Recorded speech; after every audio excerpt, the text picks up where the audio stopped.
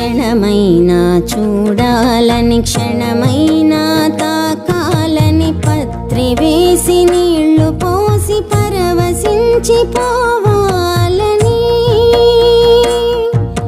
భ్రమరమ్మను చూడాలని పూలు కుంకుమ ఇచ్చి పూజ చేసుకోవాలని కోరి కోరి కొండలెక్కి మీ చింత